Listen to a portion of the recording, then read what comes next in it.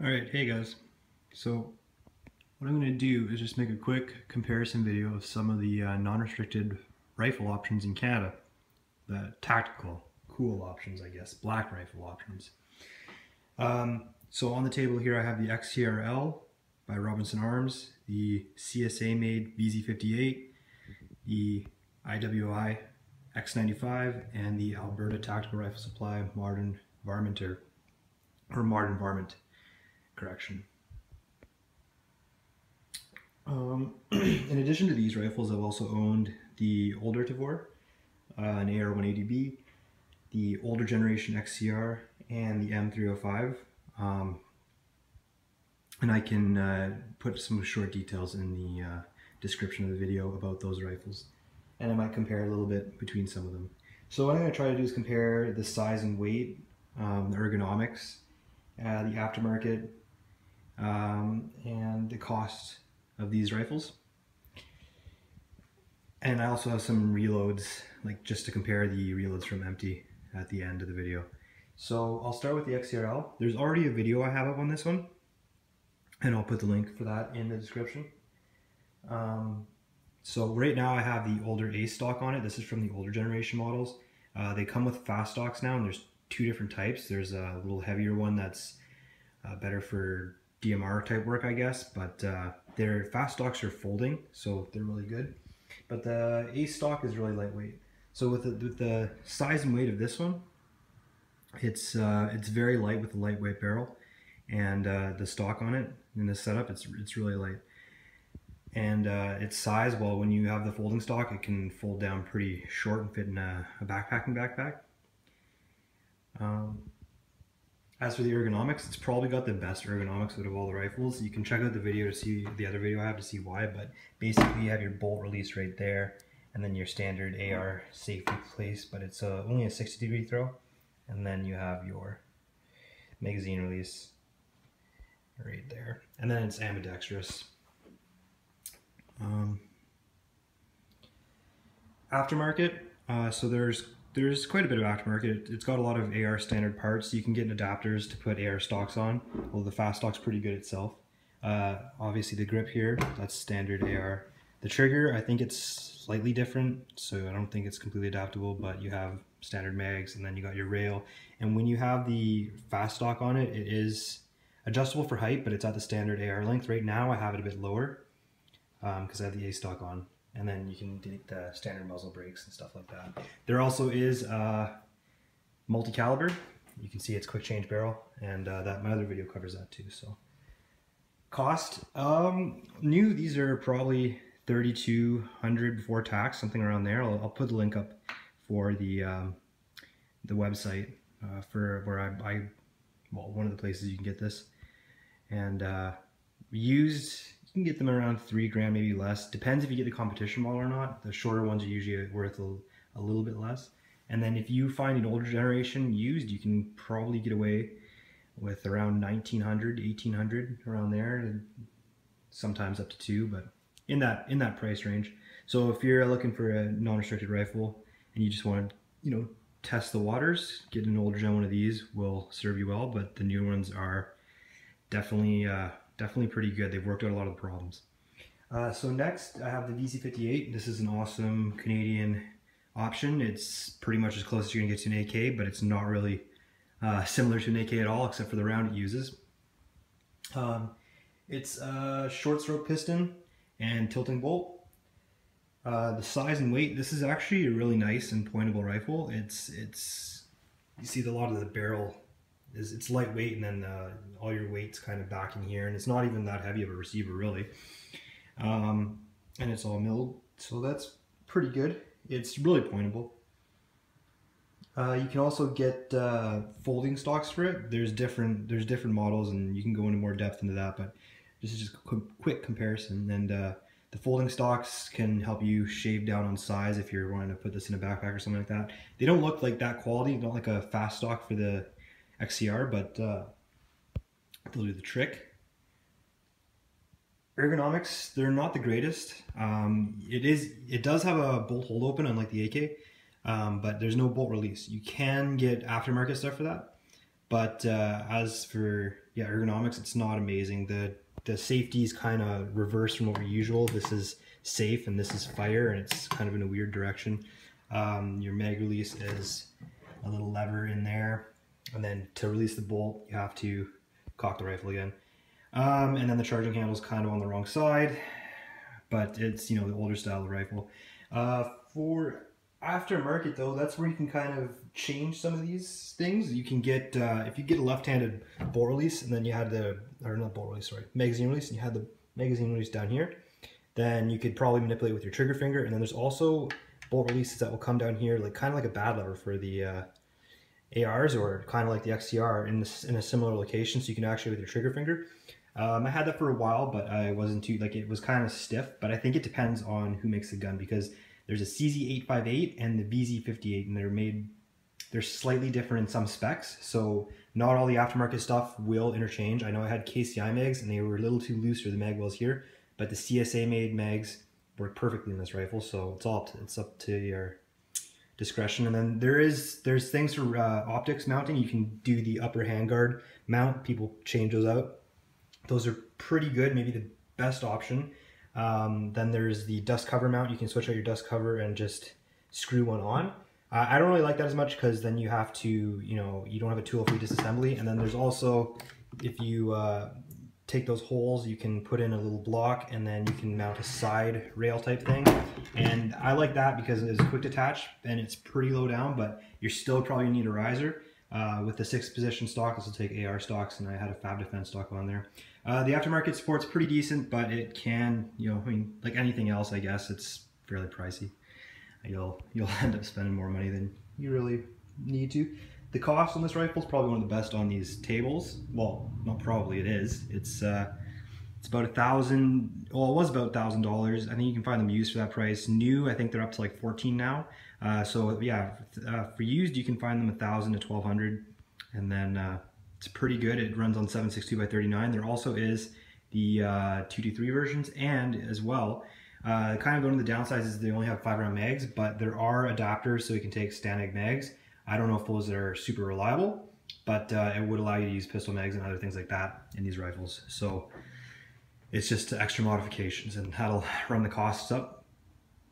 So on to the X95. It's a very similar bullpup to the Tavor. It's pretty much a Tavor in a different shell with a few minor changes.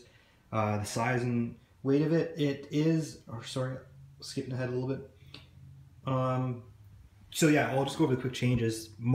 There's plenty of videos out there on the X95, but the mag release is here instead of back here. The magazine and pistol grip are slightly closer together, and the charging handle is in a better location, as well as these things cover, you can slide them off. You have a quad rail underneath there. And yeah, there's quad rails now instead of just the one rail that the old Tavor had. Bolt release is still in the same spot. The kind of profiles change a little bit, but overall it's good, just like the Tavor. Both super reliable, and they got nice integrated backup sights with the tritium, which works super well at night. You can see it glowing. Focus. But yeah, it's got a light barrel.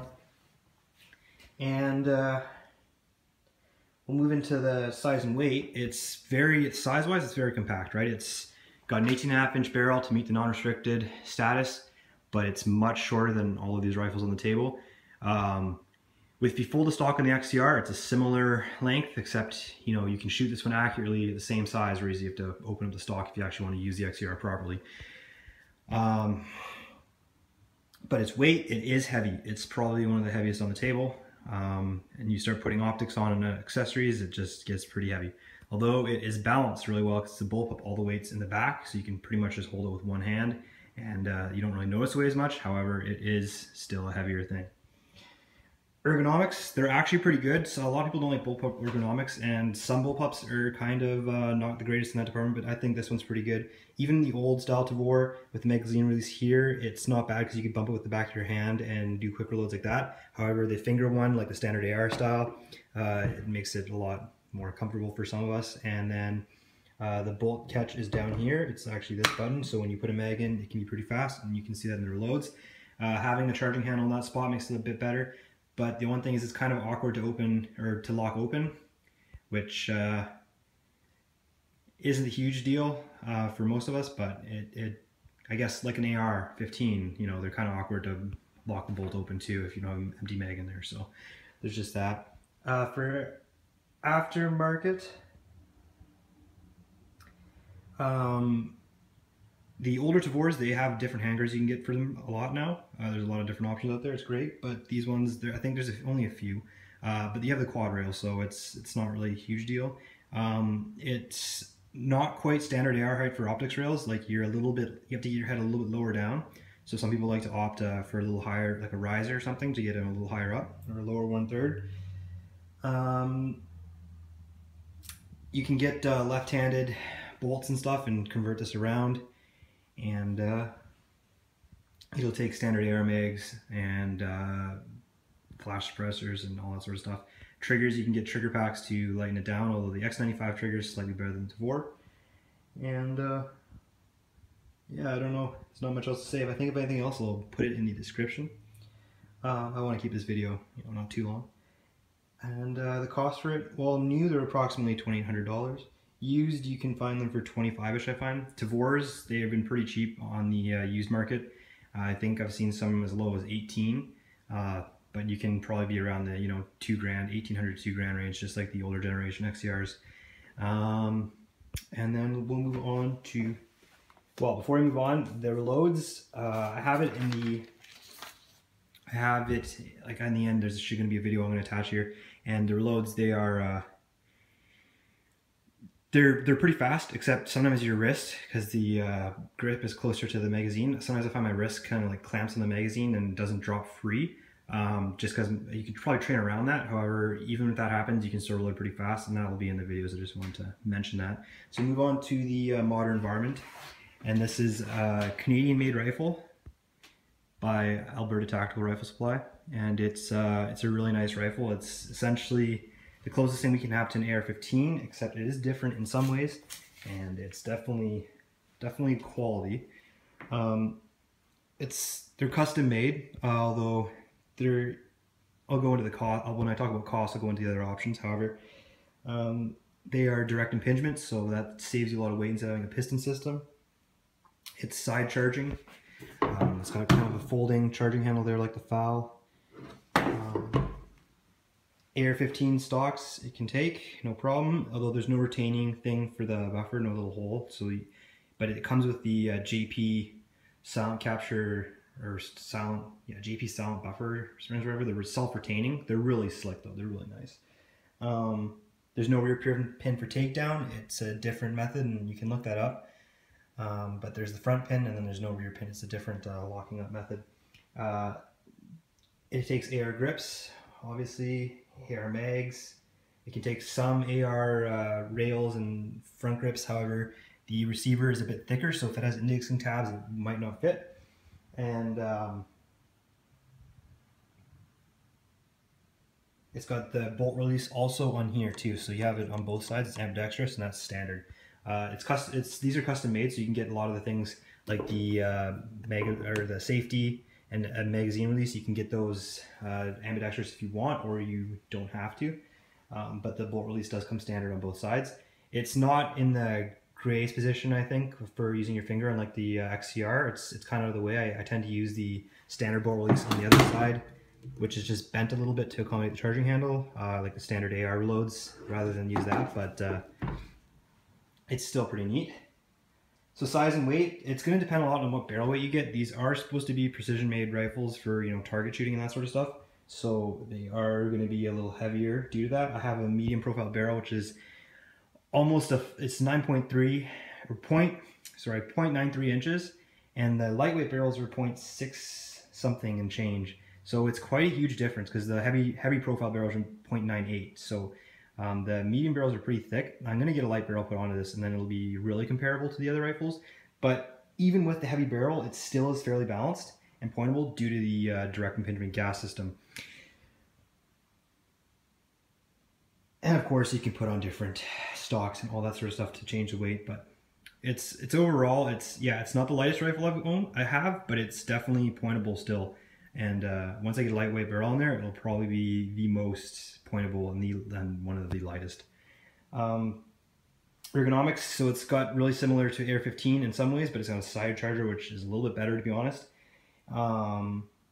It's a good location. It's an okay design. Sometimes it can move back with recoil, and I've fucking smashed my thumb on it when the bolt locked back and I went to reload, and then I used my thumb to hit the, I'll just show my thumb right there, hit the button, and then the bolt was, the charging handle came forward and there's not much clearance, so it kind of just bashed the top of my thumb there, and that kind of hurt, so I learned my lesson there. Otherwise, it's pretty good. And as you saw before, the bolt release or the bolt catch is bent to accommodate that. So yeah, not a huge issue, but it's just something to take note of. Aftermarket, many Air 15 parts will work, but not everything. It only has one pin for the triggers. It's got a Timney trigger in there, which is a really nice trigger. However, you're going to be limited in your aftermarket trigger options. No other Air 15 uppers will work, and that's kind of key for keeping this non-restricted. And stocks and all that stuff, pretty much it's really similar to an Air 15. I got to keep this video short because I don't have that much memory on my phone. For cost though, well, it starts at $33.50 I think for a custom rifle, and you can, by the time you add on the things you want though, like the good hangers and all sort of stuff, you're probably gonna be up in the $4,000 range, and after taxes and stuff, maybe around $5,000. So it's definitely a very, very pricey option. However, it's one of the best options because it's just custom built to your specs, and then it's got, you know, everything good about an AR that you could want, and it's non-restricted, so that's obviously always great. Plus you get, you know, target quality stuff, so it'll shoot good groups. There's a lot of good reports of accuracy out there, and I haven't really put a scope on this one yet, but I plan to do that, and I'll get the results out to you guys. But they just came out, ATRS just came out with a base model that they plan to have stocked on their shelves. That's going to be starting at $27.50, and it's going to have just a regular grade barrel, and it's not going to have the JP buffer retain, whatever it's called, the silent buffer, self-retained buffer. It's just going to have a regular buffer. So that's going to cut down on the cost a little bit, and then you can basically, you know, add on any extra things you want after that, and that starts at $27.50. So that's very comparable, especially in the XCR range. But anyway, I just wanted to do a quick video comparing these rifles. I don't know how much time or data I have left on my phone, so I'll try and keep the wrap up short. Really, it comes down to trying a lot and seeing what you like best. The XCR probably has the best ergonomics out of all the rifles, and but for some reason the modern Varminter, it's really close in my opinion, and I don't know, I like it better. I don't know if it's because I paid more for it or what, but it's just quality. It's super smooth, and I definitely... So I think I got cut off, but what I was saying was I would definitely recommend one. It's worth saving up, and even the base model would be pretty sweet. You can go check it out. I'll put a link to their website, and then you can, as you earn more, save up more, and you have enough funds allotted for upgrades, you could put all sorts of stuff on it. The other non-restricted rifle that I hear a lot of good things about that I actually haven't tried is the Bushmaster ACR with the, well, that's the thing, is it's a restricted rifle, but you have to get the conversion to get it to non-restricted, although I do believe they have a DMR version out, but the issue with that is it's got a heavy barrel, and the thing is with non-restricted rifles, you have a heavy barrel on there, 18.5 inches minimum, it's going to add a lot of front weight, and that's the problem a lot of them have, is they don't balance because they're so front heavy, because they have to have such long barrels. So lightweight barrels are definitely the ideal way to go. This medium profile is pretty good because I have just a gas system in there. However, once I get a lightweight barrel in there, I know it's going to be probably the most pointable rifle in my collection. But yeah, so I've heard good things about the Bushmaster ACRs with barrel conversions. The DMRs are basically non-restricted out of the box, but they're heavy, so that's the thing. And then I guess there's the Swiss Arms rifles, which I hear good things about, but they seem a little bit obsolete in terms of mounting optics and all sort of stuff. There's workarounds out there, but they're not like, you know, your newer rifles, key mod and all that sort of things. And then there's the APC, which is pretty new, but I've also heard reports that that's pretty front heavy. Well, they're really nice, but they are pricey, and I've heard the stock design is just kind of goofy, and then to get like an upgraded one that I think it just folds. It's not even that nice. It's like an $800 upgrade or something ridiculous like that. I don't know. In my opinion, your money be well worth spent here on one of these rifles. It's got the classic AR-15 lines and body, a little bit more metal in some places and a little bit different in other places, but it'll be your best. This is my opinion, the best non-restricted rifle out there. XCR is also another good option, and then yeah, ACR. Haven't tried it, but I've heard it's good. So without further ado, I'll cut away to the reloads, and it's just a kind of comparison to show you, you know, how each rifle can be manipulated. They're all pretty quick with training, so I don't have a definitive answer which one's the fastest. The XCR definitely is pretty quick, but you know, once you practice with any rifle, you'll get really quick with it. So yeah, I'll cut in the video of the reloads. Have a good one, guys.